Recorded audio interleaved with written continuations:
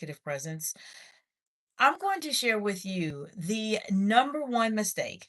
Yes, the number one mistake that you want to avoid as it relates to developing your executive presence. And if you are at a point on your leadership journey where this statement, this word is even coming across your mind, then this is the absolute best place for you to be at as it relates to this topic. Now, in this video, we're going to talk about that number one mistake that you want to avoid if you're trying to develop your executive presence.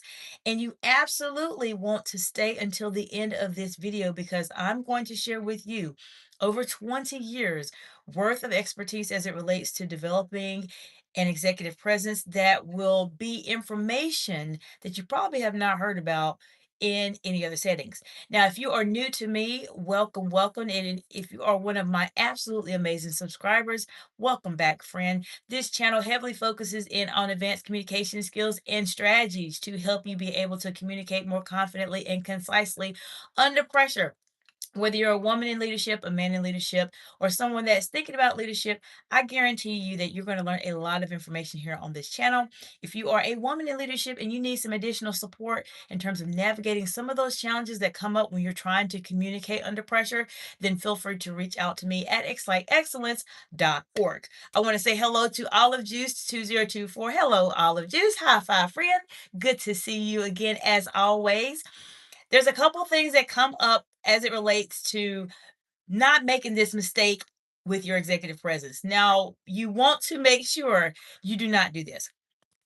The biggest mistake that people make when they're trying to develop their executive presence is they are not able to remain consistent in terms of how they are conducting themselves as leaders. Now, I want to know from those of you watching the video today, have you ever seen a leader that you thought initially, this person is wonderful, they're amazing, but then some scenario, some situation happens where you think to yourself, oh my goodness, I don't think they are as wonderful and as amazing as I thought they were. Have you ever experienced that? I have, and I'm sure many of you have as well. Well, let me explain to you some of those aspects of not being consistent in terms of how you are acting as a leader that will automatically kill your executive presence really quickly. One of the reasons why this comes up and not being able to be consistent in terms of your executive presence or when you're developing it has a lot to do with the way you are communicating. Now, before I go into that, let me explain to you what my very humble definition of executive presence is. Are you ready? There are a lot of definitions of executive presence, and I've actually read them and heard them. And those definitions, they're about that long. They're like an entire paragraph. I want to make it simple for you. In my humble opinion, this is just Dr. Jacinta's definition of executive presence. It is your ability to inspire and influence others as a leader. That's it. That's my very humble definition of executive presence. Let me know when you hear the word executive presence, what are some things that come to mind? Put them in the comments below. Let's talk about them. So, consistency is that number one mistake you want to avoid as it relates to developing your executive presence. Some of the ways or aspects of consistency that leaders tend to struggle with as it relates to developing their executive presence are several things. I'm going to list a couple off the top of my head. There are a lot more that I can include, but I just want to give you a couple to really be mindful of so that you don't make these mistakes. One is consistency in terms of how you are communicating.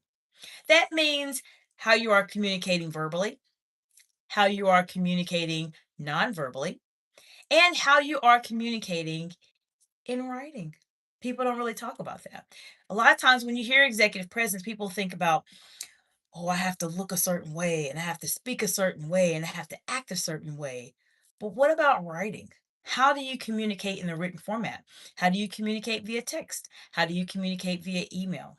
How do you communicate? All of that comes together to help to establish your executive presence. And if you are not communicating the same way that people know you to communicate on a consistent basis, then people will start to question how you are conducting yourselves as a leader.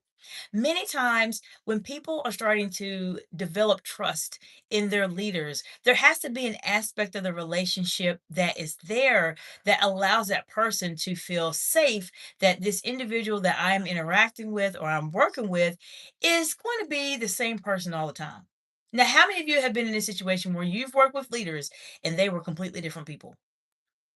Let me know in the comments below. Olive Juice 20s, Olive Juice says, I stopped being casual in emails. My boss was embarrassing and it made us all less professional. I appreciate you so much for mentioning that. And this is exactly why this happens. Let me say hello to GTXOX 2000. Hello, hello, welcome, welcome, welcome back, friend. We have Chaz, man of culture. Hello, Chaz. High five, friend. How you doing today? Chaz says, hello, I appreciate the shout out today. Oh, absolutely, Chaz. Yes, absolutely. We definitely had a conversation yesterday, that's for sure. So I appreciate you being back here, Chaz, as always. Olive Juice brings up a really good point. Olive Juice said, basically, for those of you who just joined, that she stopped being casual in emails. My boss was embarrassing and it made us all less professional. We're talking about how building your executive presence, especially in a written format, in terms of overall how you're communicating.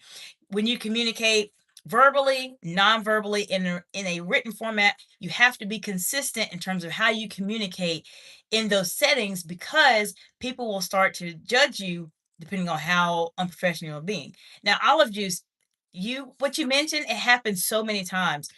And it's amazing how people that are in leadership roles. So for instance, Olive Juice, this was your boss. This was your boss specifically that was acting less professional.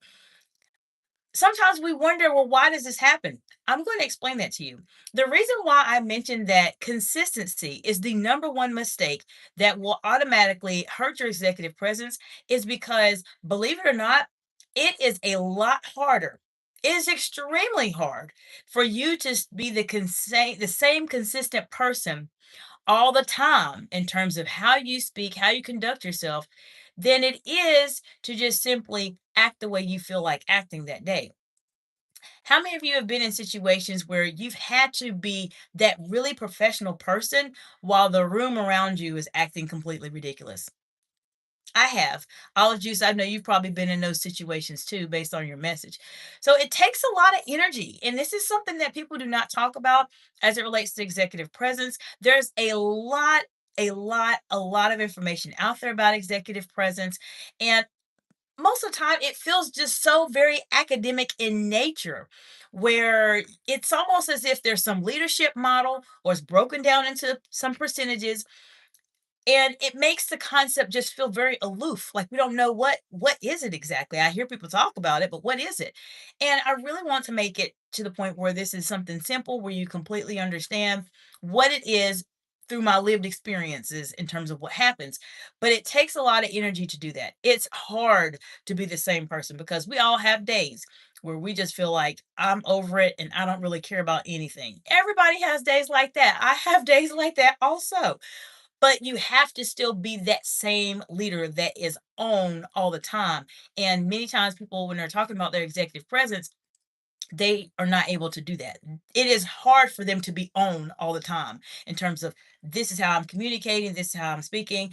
Just as Olive Juice mentioned, not being casual in emails. A lot of times people think and take emails for granted where they'll just talk casually. As I mentioned this morning, it is always 100% better for you to err on the side of being highly professional than it is for you to make the mistake and decide that you want to be very laid back or lax in terms of how you communicate. Okay, so GTXOX, hello again. Olive Juice says, don't drink. Yes, exactly. You have to be very, very mindful of how you're communicating, even in social settings, too, because in social settings, people feel as if this is the opportunity for them to say what it is that they've been wanting to say to you at work or in your businesses that they just don't want to say. People will use that as an excuse. They'll say, oh, I had a couple too many drinks and things like that. It's not an excuse. You still have to be professional in those settings. So, how do you do that? When you go to those events, and I'm glad you mentioned that specifically, when you go to those events, those outings, and etc., do not be the person, okay? Do not be the person that is just going just to completely just relax yourself. Be the person that can go be social. You don't necessarily have to drink alcohol. If you don't want to drink any alcohol, you don't have to. But keep it in mind that you want to be the person that even if you decide to do something, you still are very, very professional. You're there to have a good time and interact with people. But as I mentioned, it is never going to be a problem if you decide to communicate in a more official, formal way compared to someone that's being a bit too lax.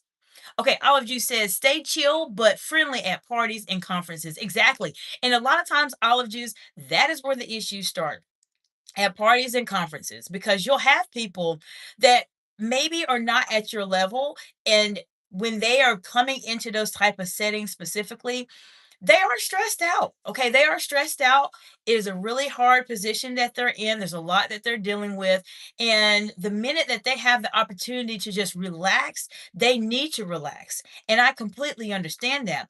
However, if you're trying to build your executive presence and you are following my content here on YouTube or subscribe to my channel or follow me on any social media platform, there is still a way for you to be cordial, but not be that person that becomes too lax in terms of how you communicate. We've all been in situations like that. So, communication is key.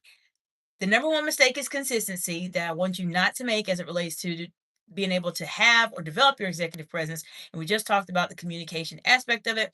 There are a lot of videos here on my channel that focus heavily on communication. And if you're new to my content, some of the videos you want to take a look at, one, my playlist. I just made new playlists on my account. So just take a look at those. But any videos that talk about thinking on your feet, managing your emotions under pressure, eye contact, tone of voice will help you to start developing those specific skills. Now, another aspect of consistency that can really cause you problems, thank you for the heart emojis, friends, that can really cause you problems if you are trying to develop your executive presence. And the ones that I want you to avoid doing is to make sure that you are at a place where you are able to execute on projects. How many of you know people that have been in projects and you enjoy working with them, but every time you work on a project, it just does not work out the way it was supposed to. We've all been in situations like that. We may have been situations where you are the person that knows everything and everyone around you doesn't know anything at all. These situations happen. Be that person that is very, very consistent in terms of getting things done. Many times when I see a lot of leaders start to struggle with their executive presence is when specifically they are putting a project or something that they need to accomplish and something comes up and they can't deliver on it. Now, once things happen, situations happen, we understand that. But if it consistently happens where you just cannot execute on these projects, it is going to make things very difficult for you, especially if you're trying to build your executive presence. As I mentioned, there has to be this level of trust that is there when you're interacting with someone else and you're trying to position yourself as that executive, that leader that can handle these situations. People can't trust you if you can't follow through on what you said you're going to do. Try your best to do it. Things come up. And when there are situations where you may not be able to finish a project on time or you may not be able to communicate something for whatever reason, just try to communicate as quickly as you can and do what you can to make sure it doesn't happen again. Okay. Olive Juice said your employees pay attention to your output. They do. And I appreciate you so much for mentioning that, Olive Juice, because when you are in those leadership roles, in those high level, highly visible positions, the entire room is watching you. Your employees are watching you, your direct reports are watching you, your manager is watching you. Everybody is watching you. And how you conduct yourself is so important. If you can master just this one skill in terms of being consistent as it relates to your executive presence, I guarantee you it will be the skill that changes how people perceive you as a leader. I share this with you because I know how it is when you're in leadership roles. I know how it is when you're running businesses or you're running departments and etc. It is tiring. It is taxing. How many of you have ever been tired as a leader? Put it in the comments below. I would put both my hands up and my feet up actually because it is a lot. It's very, very, very, very intensive of your time, your energy. All the above, all of the above. However, if you can put yourself in a situation where you know you have to be consistent, anytime something comes up, you may encounter a challenge or you may encounter an issue, you will still be that same person that people are used to seeing in terms of how they communicate. And that's how trust is built. Now, the third aspect of consistency that I want to bring to the live today, in terms of not making the mistakes, not being consistent with your executive presence that will harm you, is to focus on how you are communicating under pressure. How many of you have seen leaders that have been in very high stakes, very pressure situations, and you've seen them completely just crumble? How many? Have you seen that? I have seen it also. And this happens all the time. This is really why I'm here with you all, because I have seen so many great leaders communicate very well, but when the pressure is on, when deadlines are due, or maybe a crisis is happening, they are not able to manage themselves, manage your emotions, and be able to function under pressure. And this is the reason why I'm so incredibly passionate about what I'm trying to do here. My mission really genuinely is to build the largest high stakes, high pressure communication content library for leaders on planet Earth, because I know this isn't something that just a few people struggle with. Many people do, because most of us do not want to deal with confrontation or challenges and etc., especially in a verbal sense. That's why I'm here. And if you struggle with this and you consistently show people that I cannot handle pressure, oh gosh, this is too much for me, then people are going to start to say, okay, this person, this leader is a really nice person, but they're not ready to go to that next level of leadership. How many of you have heard that? How many of you have actually been overlooked for promotions, or have been in situations where you were completely maybe bypassed on a project or etc.? We all have had those situations happen before. Some of it comes down to office politics. That is the reality of the situation. But sometimes there may be instances, circumstances, scenarios that we as leaders are not projecting our strongest self forward in a consistent way, where people say, "Oh, well, this person does really well and this person does really well, but I think we're going to go with this individual instead." It happens a lot. And I say this with absolute care, because I want you all to be incredibly and exceptionally successful in any aspects of your life. And how you manage yourself under pressure is critically important.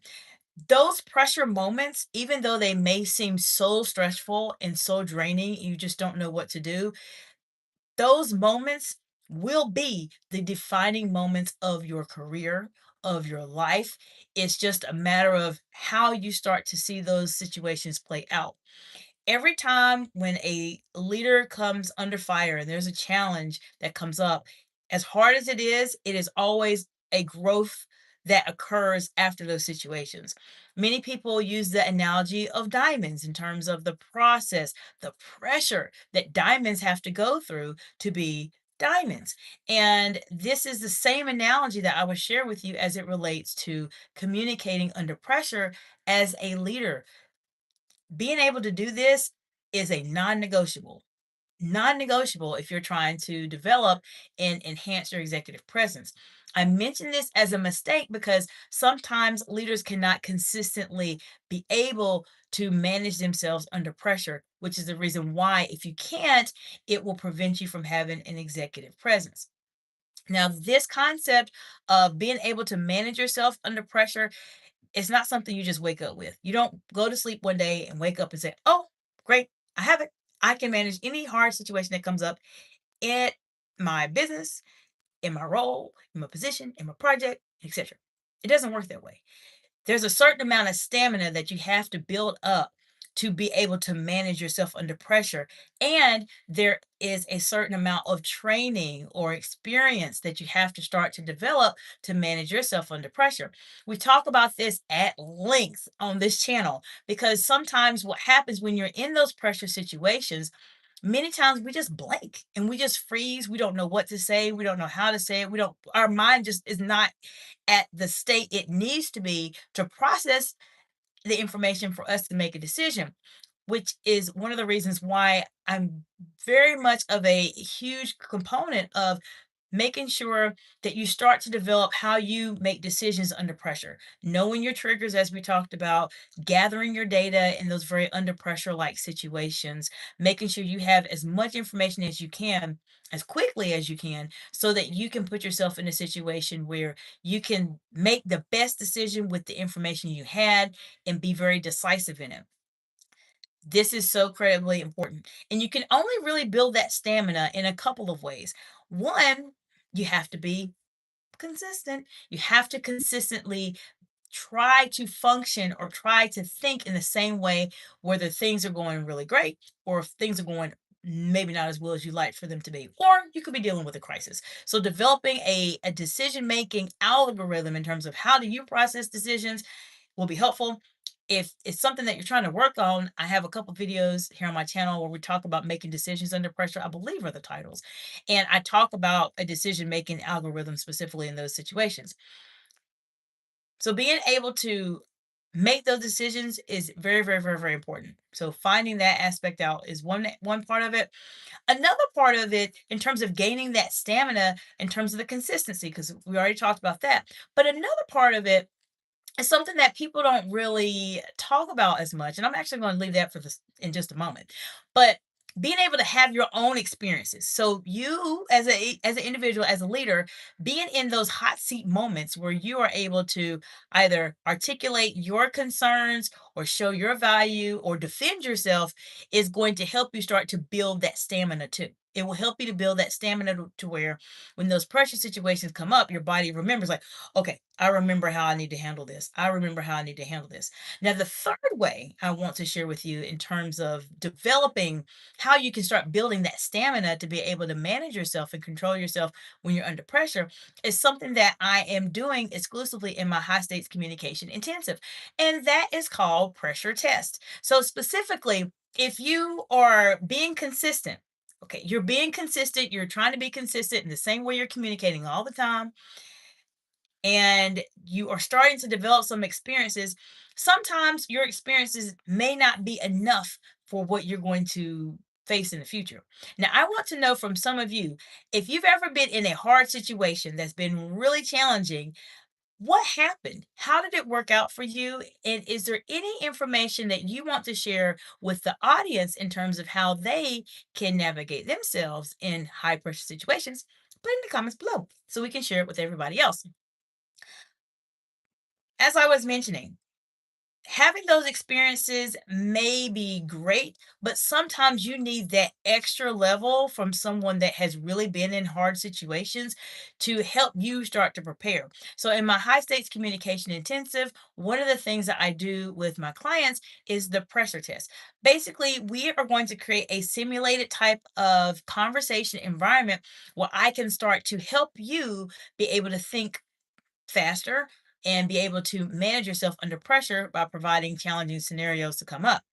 This is how you can start to gain experience a lot faster than you would by yourself because you have someone that has been in leadership roles, highest level of leadership in terms of businesses and organizations to help you go through those challenging situations. So the next time you're in a conversation with someone, maybe things are not going well, or maybe things are going great, but there is a bit of tension there, then you know how you need to handle it, especially if there's some crisis happening. You have to know exactly how you want to communicate that to everybody else. Okay, Olive Juice says, I stare at my face on the screen to make sure I don't talk with my eyebrows like you talk. Well, thank you. I'm glad that's great. Thank you. Olive Juice says, laugh out loud. It works and helps. Fantastic. And I appreciate you so much, Olive Juice, for mentioning that. And I'm glad what I shared with you helps you because many times as individuals, we simply do not know what we look like when we are communicating with other people, which is what Olive Juice is alluding to in terms of being able to look at yourself, record yourself speak. It allows you to start getting an insight in terms of this is how I communicate on a consistent basis. all of the time. And if it's something that you know you need some help with, because sometimes even when you're communicating and you're looking and staring at yourself, there may be certain aspects of the way you're communicating that may be taken away from your authority or your confidence that you may not know. And so you're always welcome to reach out to me for support on that. I do that. I actually do that also in the high stakes communication intensive. Thank you for the heart emojis, friend. And hello, Kat. Good to see you. Cat 23rd is here. High five, friend. Kat says, hey, Doc, heart and 100. I appreciate you being here. ACGB 2044. Well, hello, friend. High five. How you doing today? Good to see you again. Good to see you. Thank you for the high five back, Kat. I appreciate that. So we talked about a couple things as it relates to executive presence. And for those of you, my amazing subscribers that just joined, welcome, of course. The number one mistake that will completely destroy and cause you to struggle with developing your executive presence is not being consistent. We talked about this at length in terms of different aspects of being consistent that you want to try to focus in on as a leader. Consistency is very hard to do. It's hard to be the same person all the time. Now there's situations that happen in life for all of us where we are dealing with different things. I understand that. But when you're trying to develop your executive presence, there has to be a consistent way in terms of how you are communicating with other people. If something's coming up for you and maybe you need to take some time off because it's just really impacting you significantly, then you have to take time off. But for the most part, try to present yourself as the same person, being consistent all the time. We talked about your communication, your verbal communication, your written communication, and your nonverbal communication needs to be relatively consistent when you're trying to develop your executive presence. We also talked about your ability to be able to manage and handle pressure. This is very important. People have to see you in terms of when you are struggling, when the pressure is on. How does this leader respond? It builds trust and it allows people to start to see you as the amazing superstar that I know that you are. And we also talked about how you execute. Leaders execute. When you think about executive presence, the word executive execute is in that. And executives are the people, the leaders, the individuals that are able to accomplish tasks and get things done. And how you execute and how you are able to get a task completed will definitely help you if you can do it consistently. People start to trust you. They start to say, oh, I know that Olive Juice can do this. Chaz Man of Culture can do this. Cat 23rd can do this. ACGB 2044 can do all of this. I see they do this all of the time. And that's where people start to build trust in you as a person. And then when those projects come up, they say, oh, yes, I remember that person. Thank you for the heart emojis. They'll say, yes, I know that she does great work. He does great work, or etc. These are secrets that people don't talk about when it comes to executive presence. A lot of times in these books, they talk about it's I like, for instance, the executive presence book out there. There's a couple of them, but one of them, I think one of the maybe earlier books talks about there's a formula. Okay, there's a formula to it. And it's 60% gravitas, I think 30% communication, 10% appearance. It and gravitas, if you don't know, it just means the seriousness of a matter. Do you have to be serious having an executive presence? Somewhat, but I believe that there's a bit of charisma that goes into it to take it to that next level. That's the reason why when I release my book this year, you all should definitely get a copy of it. And when I mean in sincerity, it's going to be the only executive presence book that you will need to read. I mean that because a lot of times people make it in such an academic way. We have formulas, we have leadership models, we have all of these things that I've been in school forever, and many of you have been in school for a long time also. It comes to a point where, how does this help me today? How does this help me in the real world setting when I have someone that is debating with me or I have a crisis that's happened? How can I start to develop this executive presence? It can't always be some leadership model because when you are under pressure and under fire, I surely hope, especially if you're subscribed to my channel, that you are not thinking about, I got to do this leadership model. And oh, what was that? What was that fifth step in the leadership model? By that time, the crisis would have been completely burnt, blown over. your situation could have been on fire, the house could have been burnt down. I mean, you don't have time for that. So that's the reason why I'm making this book, because I know I've read the information out there. I've heard people talk about it, and they're doing it in good conscience. Okay, these are well-educated, well-respected people. They mean well, but they just have not been in those type of situations where they can speak about developing executive presence from experience to a way to where it makes sense in your day-to-day conversations. So that's why I'm here to help you with that. Cat 23rd says colleagues begin to associate consistent presence with sound judgment and reliability. Exactly, Cat. And that's the reason why being able to develop that helps to build trust in terms of how people communicate. There is a very old video I have on my channel where I did a breakdown of confidence, and I broke it down into 4 videos, I believe. That's how long ago it's been. But the video itself, I looked at the definition of confidence and I broke down each part of it. And one part of the definition of confidence is other people's ability to be confident within you. And that's how it is developed, that executive presence, that ability for people to want to follow the leader, because they have to feel as if this person knows what they're doing. They're going to be able to manage situations under pressure and etc. So this is something that is important. It's a I would say a good series to look at if confidence is something that you're trying to work through, or maybe you really want to dive deep into confidence. It's a 4-part series I have on my YouTube channel. As I mentioned, is much older. Okay, it's completely older. It's not necessarily where I am now, but it definitely will give you some insight there. Olive Juice has hearts and a couple of fire emojis. Thank you. I appreciate that, friend. Cat 23rd says predictability builds trust. Teams know what to expect from you, reducing uncertainty. So let me know in the comments below, have you all interacted with leaders where you did not know what to expect from them? Have you? I appreciate the heart emojis. Let me know if you've ever experienced that, because what Kat just mentioned is so important. And this is the reason why people don't want to work with leaders that are like that. ACGB2044 says yes. Cat 23rd says yes. Olive Juice says eggshell walking. Yep, exactly. And Cat 23rd says I have. So, what did you do? How did those situations make you feel? Olive Juice mentioned eggshell walking, and that is so true. What else came up for you when you encountered those situations that happen?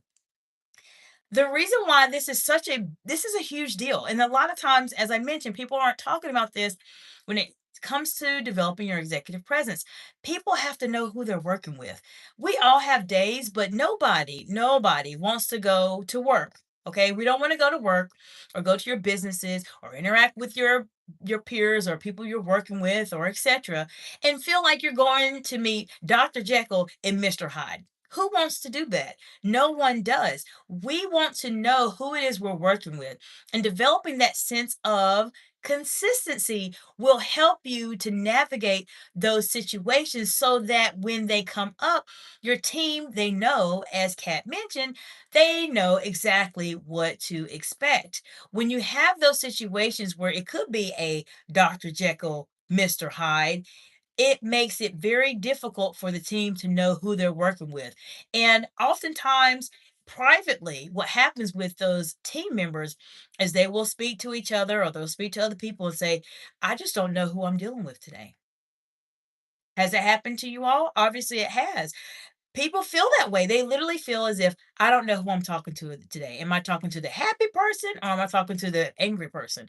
And this is the reason why consistency is the mistake that people make when they're trying to develop their executive presence. They are not consistent. And as I highlighted at the beginning of the live, being consistent, I can say that. And we all know that being consistent is something that is so incredibly important as it relates to not making this mistake, developing your executive presence. But the real part about it that is that is definitely something that people don't talk about is how hard it is to be consistent and be on all the time. We all have days where we're just thinking, I'm tired. For instance, I'm tired. I'm tired. I just don't want to deal with this.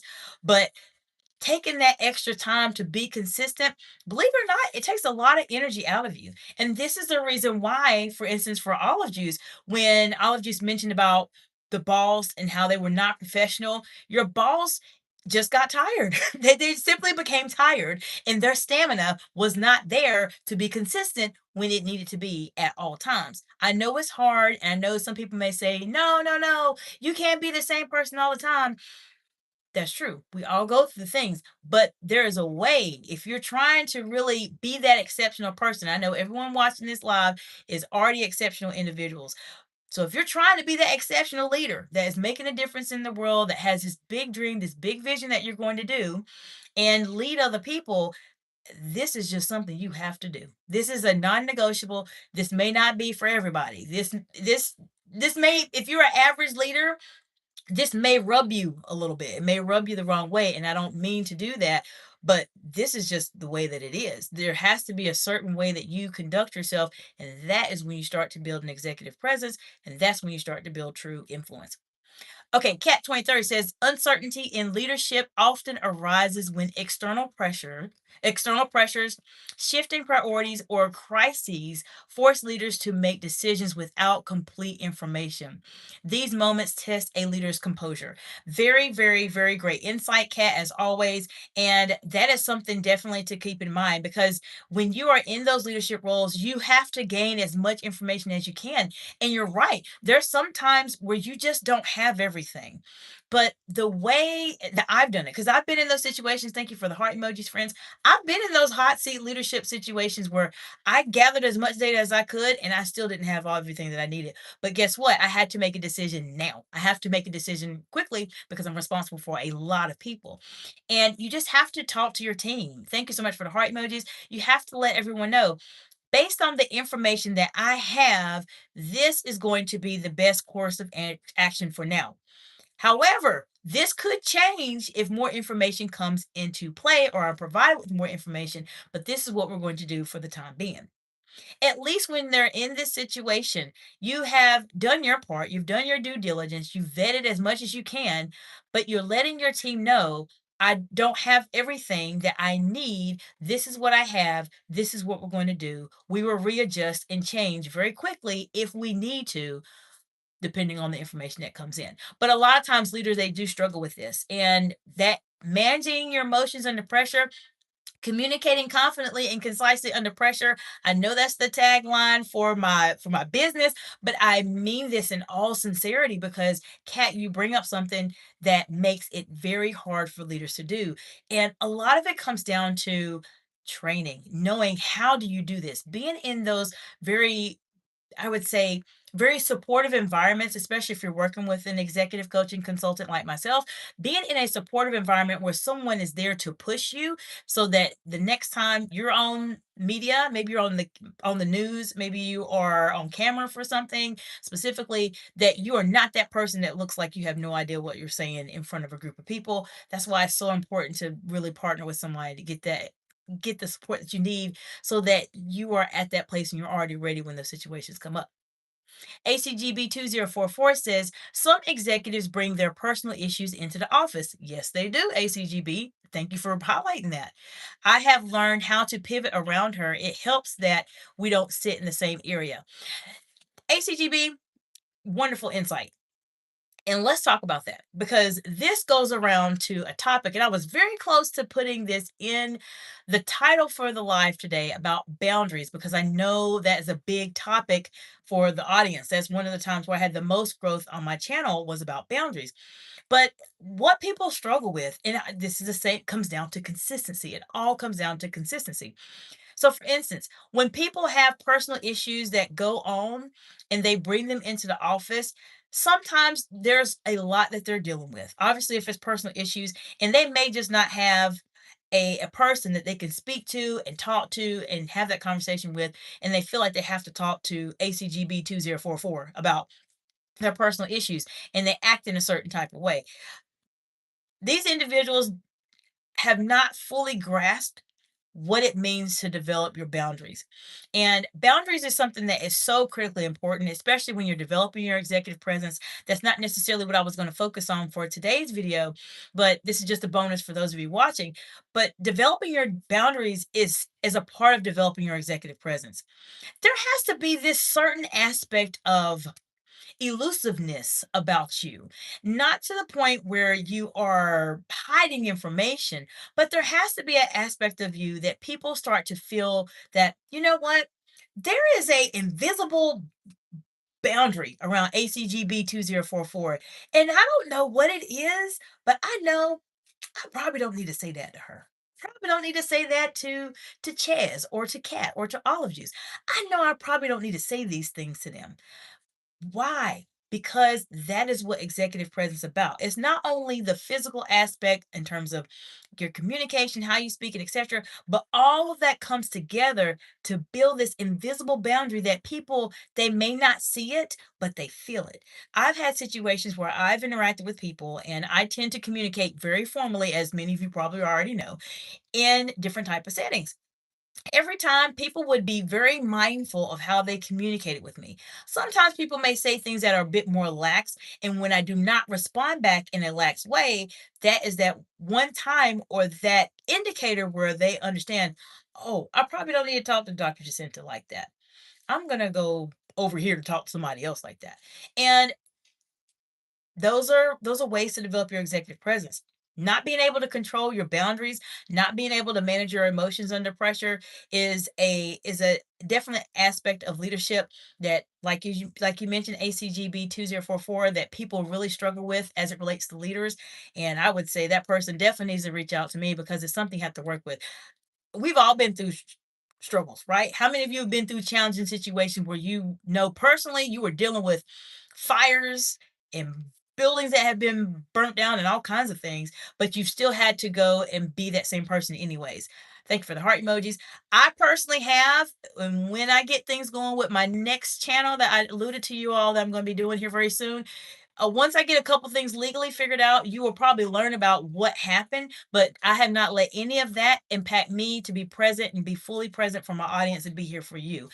If you knew what I went through, you would be like, oh my goodness, how are you even standing?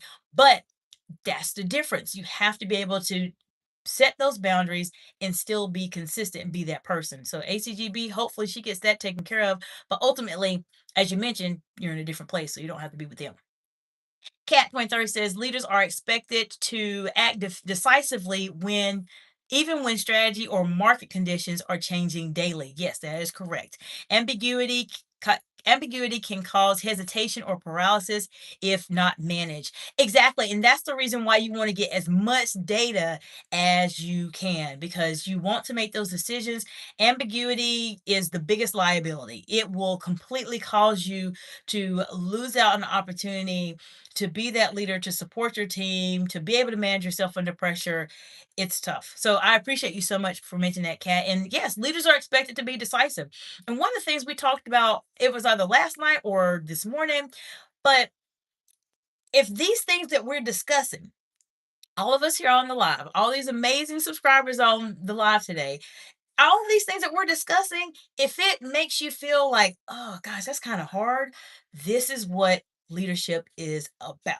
And if it feels hard, that doesn't mean you can't do it. It just means you may need a little bit more support to get you where you need to be. You're always welcome to reach out to me or subscribe to the channel or even talk to me live here. There's a lot of scenarios and situations that come up, but if this feels kind of hard for you, that's okay. If you are really trying to become a leader, then you'll have to work on these skills. These are just part of this is a part of being leadership. And I say that with the utmost sincerity because I'm sharing with you strategies and techniques and insights that will help you to be an exceptional leader. If you want to be an average leader, then go for the average things, but this is not the average channel. And so I want you to be that person that can deal and manage these hard situations when they come up. Olive Juice says everyone new fills your boundaries out. They do. And they will, and to add to that, Olive Juice, that really, really wonderful insight, they will test your boundaries too, Olive Juice. Have you been in situations like that? I have. People will test your boundaries. They'll start asking you questions. Thank you for the heart emojis, friends.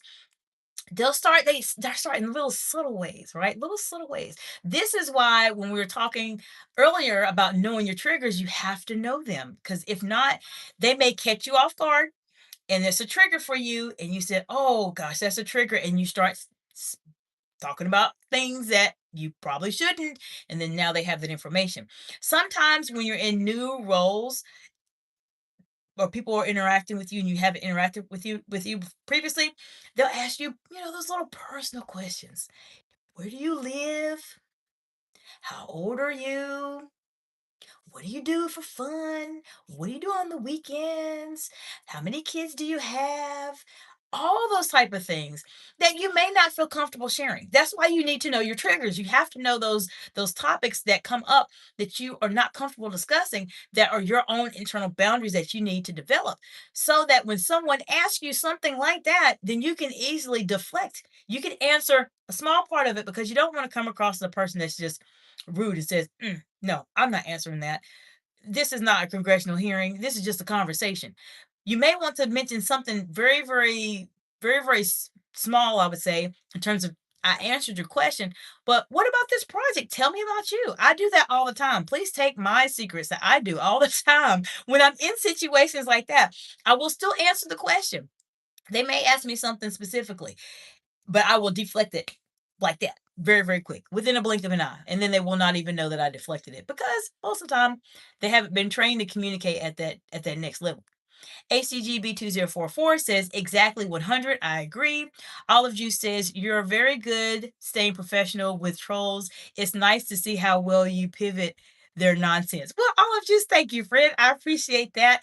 And this is a part of being online. A lot of people, they want to do things on YouTube. Olive Juice, I know you're doing videos and etc. right now. You see how it is. I tell a lot of clients, and even some individuals I've worked with in the past, there's different categories of people as it relates to the social media platforms out there. If you're going to go on LinkedIn, that's going to be your friendliest audience. You're going to have people on LinkedIn that's just there. They just want to learn what's going on. They're just going to be very friendly. You're not going to have to deal with any trolls under a bridge. If you go to Instagram, you probably are not going to deal with trolls. Most of the people that are on your Instagram are people that you've already connected with or interacted with. Most part, you may get a couple people that may say something that may be inappropriate, but for the most part, it's going to be more of your friendly audiences. YouTube, however, YouTube is the wild, wild west of live streaming. It is. And I say this because you have no idea who's watching your video, where they're watching your video, and if they say things that are a bit offensive like that. You just do not know. And that is my very humble description of YouTube. I've not heard someone say that. I just made that up because in my mind, over the past couple years, yes, YouTube is like the wild, wild west. You have no idea what's going to go on. You have no idea what people are going to say, and you have to be able to pivot. Sometimes people say things that are incredibly offensive, and I can't repeat them on camera. I would never do that. But then there's instances, for instance, like Ches and I was talking about yesterday, where we had the person that said something that was very offensive, but we had to turn that conversation around to make it a teaching moment. I do that because a lot of my audience are not able to watch the live videos, but they're able to watch the replays. So if I'm telling you, this is how you communicate in high stakes, high pressure situations. This is how you should handle it, and etc. How can I do that if I'm only doing pre-recorded videos all the time? Now, there's a lot of content creators out there. That's all that they do, and there's nothing wrong with pre-recorded videos. I'm going to be doing more myself, but there's a certain aspect of, well, how do I really deal with this in real time, that you have to kind of see to understand and say, oh, I remember when she did this. I remember when someone called her this. How you navigate it. Sometimes, as I mentioned, you may not have those experiences, so someone has to show you this is what you may want to consider doing when you're dealing with trolls under a bridge or something like that. So I appreciate you so much for saying that, Olive Juice. I do have a playlist. I have not put any content in it yet. just yet. But I do have a playlist, and it is going to be called Executive Presence in Action. It will be snippets of those times during the lives where there may have been a situation to come up where I had to course correct the conversation so that my audience has something quickly to look at and say, oh, okay, I have a situation like this, or someone talked over me, or someone was being really rude. Let me see what she did. And so you can take some notes or write a couple things down. But I am working on that. I just have so much content right now, literally, that I have to organize a lot to get that into place so I can make sure I have that available for you all. But I appreciate that. I do try to pivot it as much as I can and let you know what's going on, because the live audience knows what's going on. They see the chat, but the replay audience does not. So I'm very selective about what I say and what I don't say when those situations come up. Cat 23 says, true that Doc can stay professional even when in provocative situations. 100. Well, thank you. I appreciate that. I do that so you all will learn that you can do this too. You can do these things also. ACGB 2044 says, yes, especially when it comes to office gossip, people will definitely test your boundaries. They will. And you know why, ACGB, they do that? Because they want to see where ACGB, where what you're thinking about this situation. So they can go and whisper to somebody else and say, I asked ACGB 2044 and they said blah, blah, blah, blah. You have to be really careful because people will do that. A lot of times people, and this is the mistake, thank you for the heart emojis. A lot of time people make the mistake and they think, oh, they just asked me a question. I'm just going to tell them what we talked about, and they will go and tell whatever it is they want to say. But they do not realize that the person that they're speaking to is probably not the person that is to be trusted. And they will go tell their information, tell that person what you said, and make just a big mess of a situation. This is the reason why setting your boundaries is important. Another aspect of that, in terms of what ACGB already mentioned, that I want to highlight too, is when you're in those situations and you get that intuitive sense that this conversation is not going in a professional direction, or this is about to get into a territory that is probably not appropriate and I don't want to be associated with it. That's when you have to excuse yourself or be in a different situation or go to a different location, because you don't want to be associated with people talking about random stuff. I will tell you that I was in a organization many years ago where it was a group of ladies and they were talking about subjects and topics that were just not appropriate. I was in the break room, and this happens sometimes in the break room. People just feel like they just, for some reason, they forget that the break room is a part of your business that you're working in. I don't know. There's something magical about the break rooms. But anyways, in the break room, they were talking about things that were inappropriate. I wanted to stay in the break room because I actually was working on something, but I literally got my things and I walked out because the conversation was just something I didn't want to even be associated with, even have my presence in the room to hear them talk about nonsense.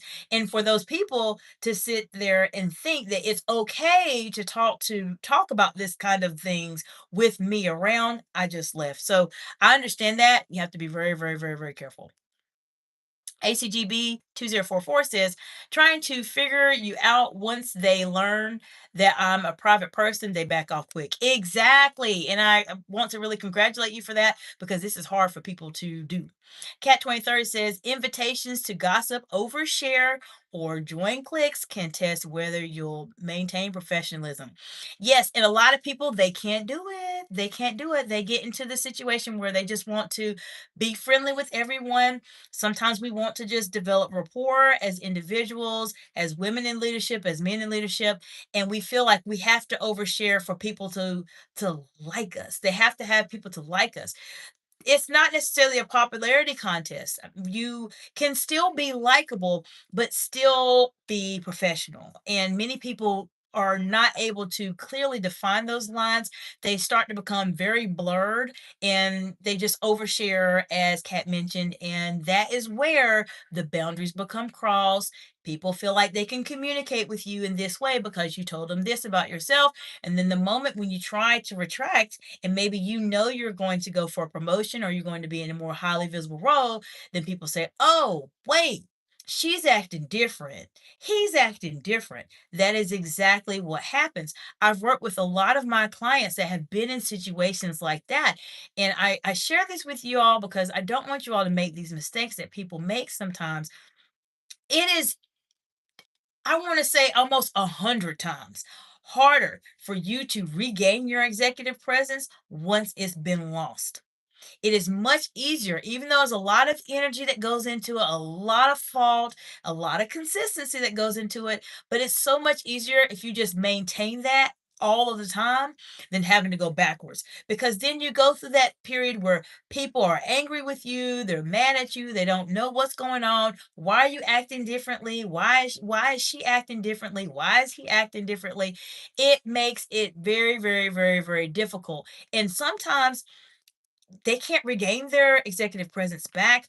They can't regain their trust back, and they have to just transition to an entire new organization just to start over. So, this is the reason why, once again, consistency, being consistent in how you conduct yourself is critically important to developing your executive presence.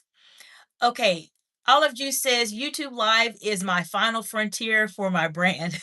I am watching this wild, wild west and preparing.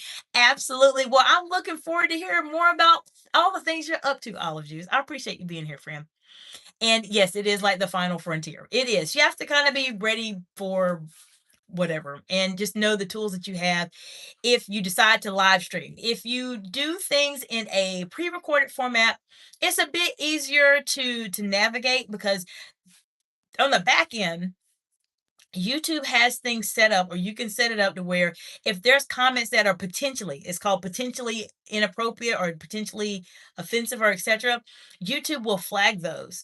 And if you have those situations come up in the comments, you can respond to them in the comments. You can delete the comment if it's completely just inappropriate or really offensive. You have a little bit more control on that end. When you're live, it's a little bit harder to do if you don't have a moderator. But then sometimes, as I mentioned, there's situations where you have to be able to show your audience what's going on. It just depends on what you're doing in terms of your channel. That's one thing I keep in mind. But commenting wise is something you can easily handle. But if you are on the live video, it can be a little challenging there, Olive Juice. Cat 23rd says at Olive Juice, and it's the laughing faces with tears. I appreciate that. Cat 23rd says giving high school vibes, little chit chat in the break room. Exactly. And so, Cat, you mentioned something so incredibly important. Think about what Cat just said. Cat, you said something that we all need to just really think about. Giving high school vibes, the gossiping and all of that, it is very, very high school. Guess what? We all graduated. We all graduated with advanced degrees, and that is the reason why there is a difference in terms of different levels of individual and how they communicate. Some people are adults. There's people that are 60, 70, 80 years old that still act like they're in high school. None of you are like that, but there are people that think that way, that just that's just how they think. And when you start to elevate, especially in terms of how you communicate, how you're interacting and speaking to other people, you start to grow. And when you elevate, you have to remember that everybody is not there with you. You have to go up to people that are higher than where you are, or maybe getting close to where you are.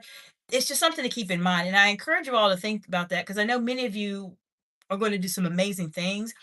As you start to really elevate, you have to really take what I'm saying seriously. I've seen it personally in my life, and this is why I'm sharing it with you.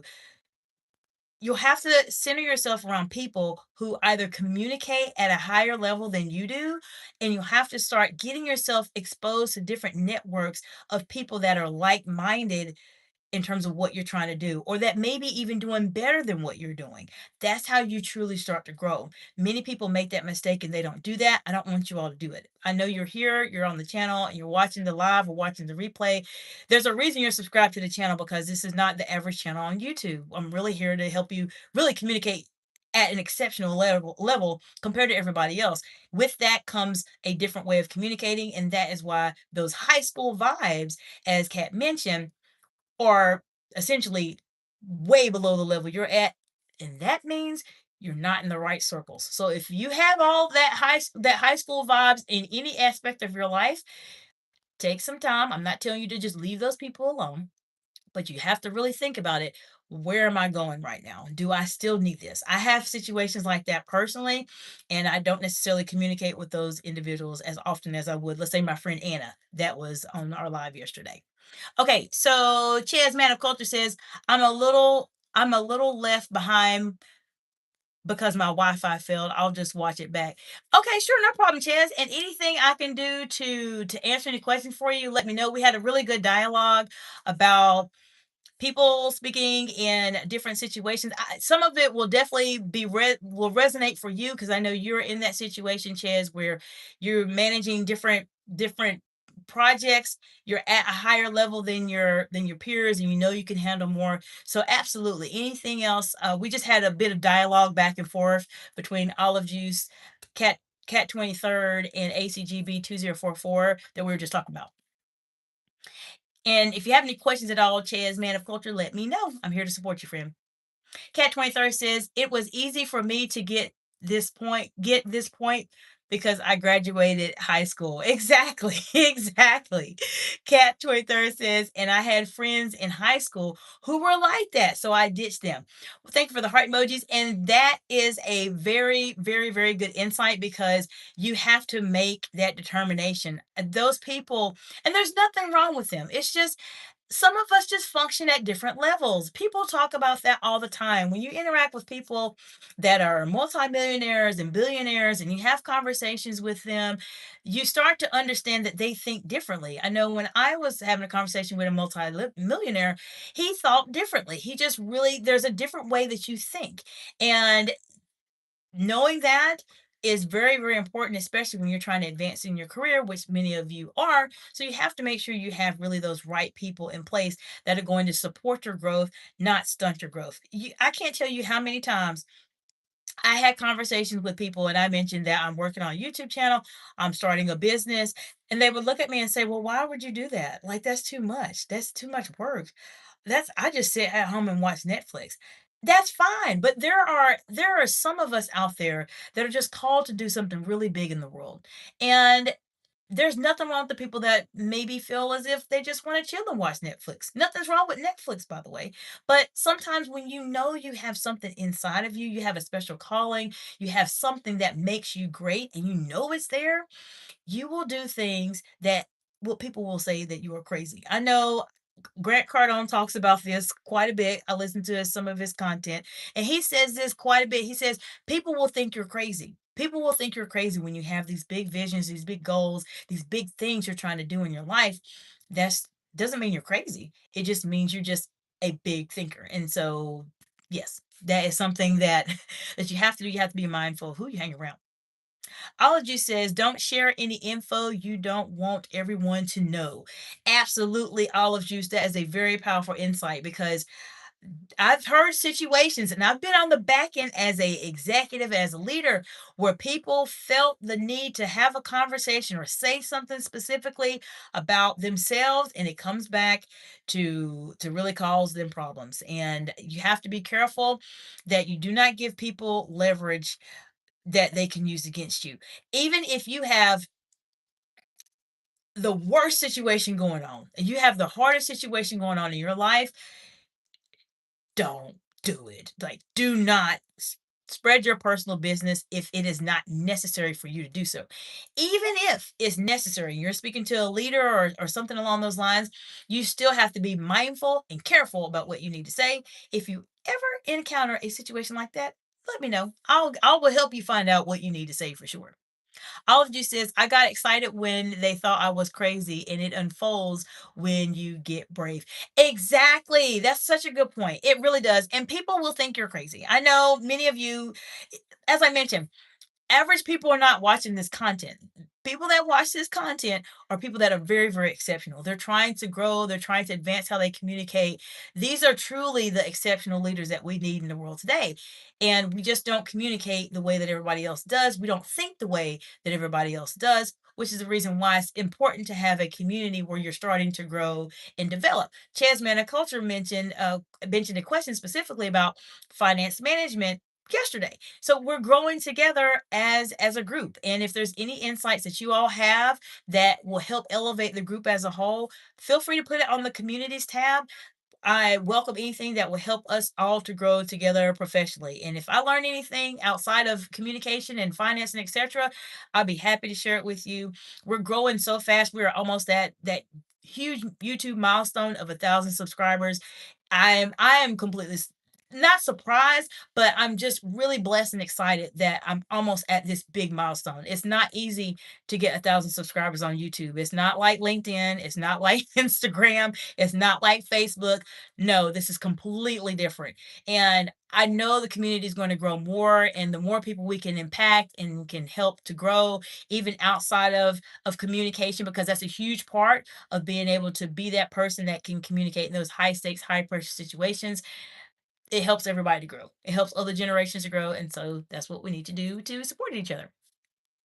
Okay, let me go back. Cat 23rd says, I hate to oppose, but everything is wrong with Netflix these days, especially for me who hasn't paid the subscription.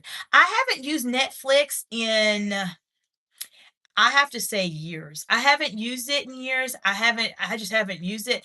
I'm so much involved in other aspects of things that I keep up with.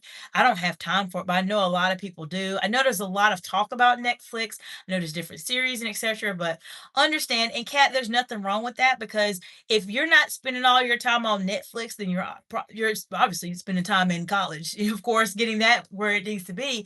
But there's other things you're trying to develop and enhancing yourself as well. Olive Juice says 1K, two fire emojis, and two hearts. I appreciate that, Olive Juice.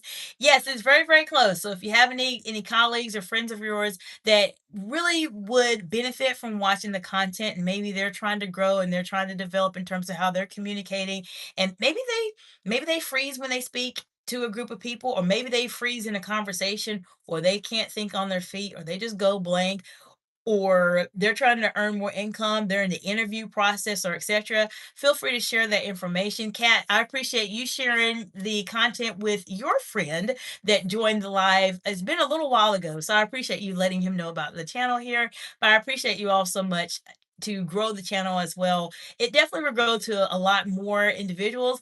I know that intuitively. It's just this is always the beginning stages when you are starting out on your YouTube journey. Every subscriber, every content creator rather, we all start at zero. Everybody starts at zero. It's the same way as a business for the most part.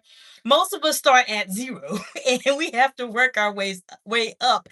And so it's a process. It has its moments where it's very, very hard, but it has its moments where it's extremely rewarding, especially interacting with the amazing subscribers on the live today. Okay, Cat 23rd says road to 1,100 emoji. I appreciate that so much. So we talked about a lot of information here. Feel free to ask me any questions. Come to me with the hard things, please. I can deal with those easy situations, but if you have something that is really complicated and you're not really quite sure, well, how do I navigate that? What should I say? What should I not say? I don't know really what to do. Feel free to either send me a comment here on YouTube. If it is something that may be a bit more sensitive, you're welcome to contact me on Instagram at Excite Excellence, on LinkedIn at Excite Excellence, on Facebook at Excite Excellence, or Dr. Jacinta Lamantai on LinkedIn as well, or email me at info@exciteexcellence.org. I'd be happy to answer any questions I can for you. And if you want me to do a video and give you a shout out, feel free to let me know. I will do that as well. Let me know how I can help you. Let me know what other type of content you want to see on the channel. As I mentioned previously, there's I'm in the process of developing my studio, so things will start to look a little bit different on the channel. There'll be a lot more reaction videos, and you'll see more pre-recorded videos. I'm still going to have my live cadence that I'm doing right now in terms of being live 7 to 8 times a week, but there's actually going to be more recorded videos there as well that will highlight different leaders or different scenarios that I see as high pressured or high stakes situations, so that I can point out to you what are some things this person did really well and what are some things that this person could have improved upon in terms of how they are speaking and etc. So let me know. Okay, Cat 23rd says, may place future topic requests. Yes, let me know what topic requests you have. I'll be happy to go over some of them specifically. I Let me see where I'm at on my battery. My battery is about to die, unfortunately, on my phone. I've been on it so much today. Okay, Olive Juice says, I love to talk about pitching project ideas to other leader peers. I will need help before that point happens. Okay, absolutely. I will take a screenshot and I will probably do that. I may do that on a evening live or a Q&A live maybe if you want to talk about that a bit more. If not, then I definitely will let you know for sure when I do that. So yes, that sounds great. And when it comes to pitching project ideas, a couple things I would say to keep in mind, and we'll dive definitely more into that, Olive Juice, is to think about what think about the audience. Think about pitching like public speaking. You have to know what is the audience looking for. Who are your audience? Who are you communicating with? What is important to them? What do they like? What do they not like? How can this benefit them? So that's something I'll talk a bit more about. But thinking about those engagements as it relates to being a public speaker will help you tremendously. I know many people have the misconception that public speaking is only for your TED Talks, your TEDx talks, conferences, or large group events, but public speaking is a part of your everyday conversations that you have. You just have to realize that it is. And when you're pitching projects in large situations that are coming up or big projects or initiatives, it all comes down to how you communicate. It really, really does. Because if you communicate in a way where people feel very engaged, it will make it go over a bit better in terms of them being more, I would say, receptive to your project compared to someone that is just has a book or has the slides and they're just reading every line of it. It all comes in terms of how you communicate. So we maybe can talk about some public speaking strategies that will help you for pitching those project ideas because I know you're going to have the data. I know all of you, you're going to have what you need. We've interacted enough. I know you're highly intelligent. I know you're going to have all the information you need to put together. It's just a matter of the delivery and presenting it, I think is what we'll talk a little bit more when we go over that. Cat 23 says, number one, how to develop moral courage. That's a good one. Oh, the message went away. So I'll let you put it back on there really quickly. One was how to develop. Thank you for the heart emojis. Okay. Cat says how to develop moral courage. That's actually a really good topic. That may be something we talk about on Friday. Another topic Cat has is the core depth areas of leadership. I can definitely help you with that. A lot of that I'm covering in my book. So it'll I have some of it. I've already worked on the content for my book, my executive presence book, and that is something that I'll highlight a couple things in the book that I've already talked about before. Some lessons that I actually learned that were really, really difficult for me at that time. So definitely we'll talk about those core areas of leadership. And I'll make sure I'll probably do that on the Q&A more than likely, or it may maybe a pre-recorded. Let me see. Let me see. Let me see what I decide to do for that one because both of those are, and even olive juices too. Olive juice I could probably do via live. The core depth areas I'll figure out what I'm gonna do. Whether I do live or pre-recorded because Olive Juice and Cat 23rd, those are really good topics that I know I could go into a lot more detail about, which is why I'm debating on if I want to do it live or want to do it pre-recorded. But nonetheless, I will definitely talk about those topics specifically. One of the things I want to mention really briefly is that I have my communicating under pressure book is completely done, the free ebook. It has an assessment in it also. Right now, I'm just working on the landing page for the free ebook. So as soon as that's done, I will definitely send it to you all so that you can look at the free mini ebook. It's a very small ebook. And then you'll also be able to do a assessment in terms of learning how you are communicating under pressure.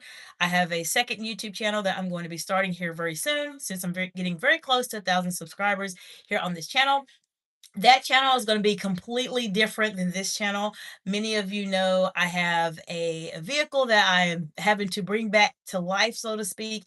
And I'm going to be doing a channel that talks a little bit about that. And you'll get to learn a little bit more about me personally in terms of the things I like with vehicles, why things are the way they are, and etc. So it's definitely more of a personal channel, but that will be coming up here very soon. We're getting close to 1,000 subscribers. So I feel very, very confident in terms of how YouTube works, to the point where I'm ready to branch off to do a second channel. Okay, ACGB2044 says, okay, I'm going to wrap up for this evening. The game is about to start. Have a restful night. Take care, my friends. Absolutely, ACGB. Good to see you, friend. Cat 23rd said advanced leadership developments. Sure, absolutely, Cap. We will definitely talk about those for sure. Ed Brooke, hello, Ed. High five, friend. We're just wrapping up here. We're good to see you, though. We talked about a lot of things. You definitely want to take a look at this live. For sure, we had a lot of engagement, a lot of amazing subscribers to the channel like yourself. I appreciate you all so much for being here. You are the best part of the channel, and so I'm glad that you are here. We are going to be doing an event later this year where I will have live events. I don't know if I'm going to do it on YouTube. It's probably going to be on Zoom, where I'm going to try to get my audience together off YouTube so we can interact and communicate with each other in different parts of the world, and etc. So just be ready for that. When I launch that, it will probably be a couple months in advance, just because many of you are in different parts of the world, and I want to make sure that I'm encompassing everybody. Okay. I appreciate the heart emoji so much, and I appreciate you all so much for being here. Let me know how I can support you. Anything you're dealing with, any hard situations, please come to me with the hard things. My expertise is in the challenges. As I mentioned, I can do the not challenging things, but anything you think is hard, come talk to me about it. I will give you any insight that I can, that I've learned over the past 20 years in these very high pressured, high stakes situations. Olive Juice says, thank you so much. And Olive Juice, thank you so much. I'm so glad to see you again. It's been a while, but I'm glad things are going well for you. And I'm looking forward to hearing more about what you're working on. Ed Brooks says, because the government doesn't care if people get killed. And you know what? We could talk about that for a long time, friend. And I know we've been live here for 75 minutes so far. So perhaps we'll tie that into some executive communication, and we'll have a conversation about that another day for sure, Ed. Cat 23rd says, appreciate you, Doc. I appreciate you all also. Olive Juice has a laughing face at Ed. Yes, Ed, we understand, friend. We understand, friend. We will definitely have a conversation about that. I hope you all have an absolute amazing evening, and I will see you all in the next video. Bye for now.